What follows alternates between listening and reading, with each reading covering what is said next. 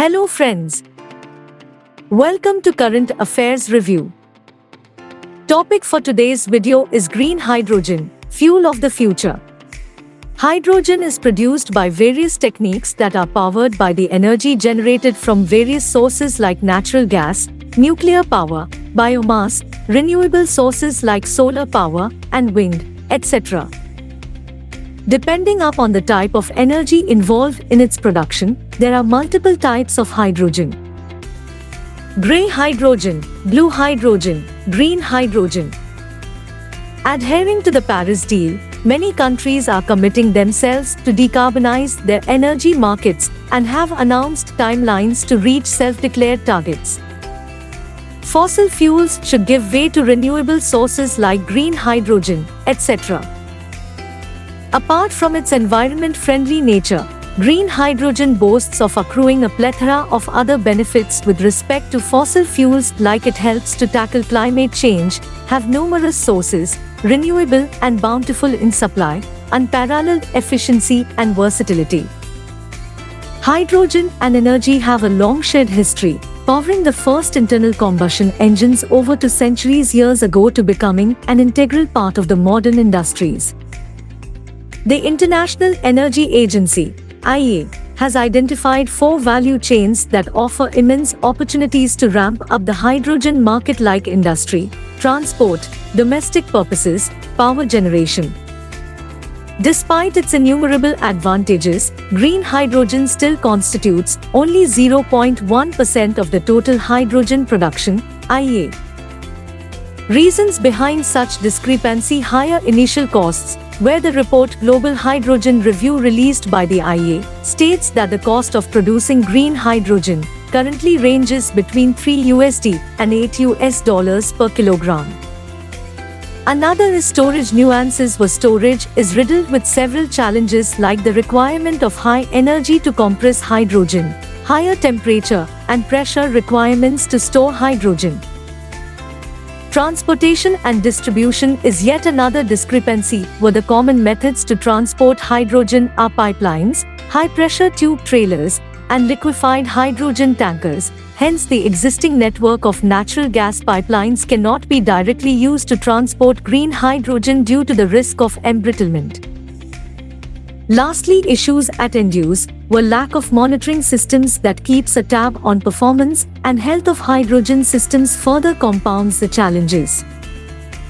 Global hydrogen demand in 2020 was approximately 90 metric tons, where 99% of which was met through grey hydrogen.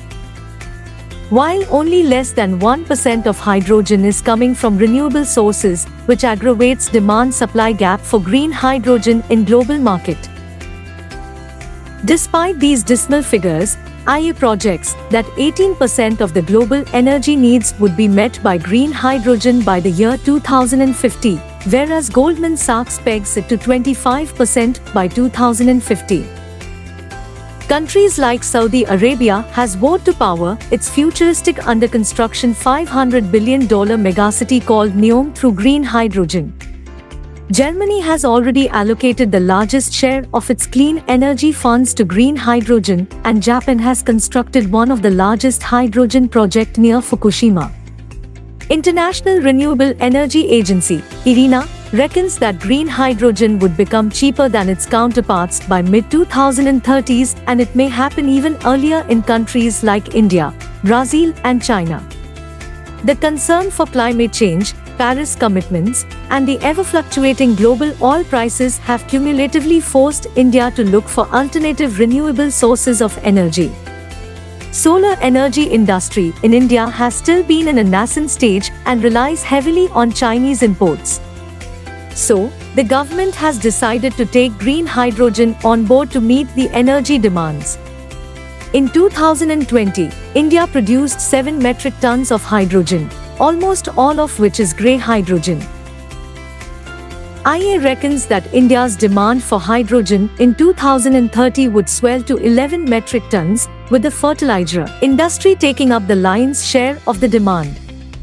The government had recently launched a green hydrogen policy with an aim of producing 5 metric tons of green hydrogen per year by 2030.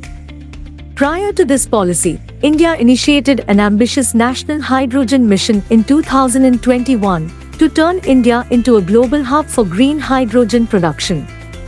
Today, most of the manufactured hydrogen is being sourced from natural gas, which is an energy-intensive process and emits huge amounts of carbon dioxide. While green hydrogen is today 3 times more expensive to produce than grey hydrogen. As the cost of renewable sources-based power continues to shrink, the economies of scale around green hydrogen production kick in, and it could get a lot cheaper. International Renewable Energy Agency estimates that by the mid-2030s green hydrogen could cost compete with fossil-based hydrogen. At least till then, fossil-based fuels are going to remain the mainstay of the world's energy matrix. Our infrastructure, particularly post-industrial revolution, is built to operate on fossil fuels, and that implies that our infrastructure would have to undergo a overhaul. Fossil fuels still have an edge over green hydrogen in many aspects like ease of handling, cost of production, well-established logistical support, ready availability, etc. IEA has spelled out a few key recommendations to national governments to fasten up the transition, establish a role for hydrogen in long-term energy strategies, stimulate commercial demand for clean hydrogen, address investment risks of first movers, support R&D to bring down costs, eliminate unnecessary regulatory barriers and harmonize standards, engage internationally and track progress. Download material for this issue from our website. Please like and share this video. Please subscribe our channel and hit the bell icon to stay updated. Thank you.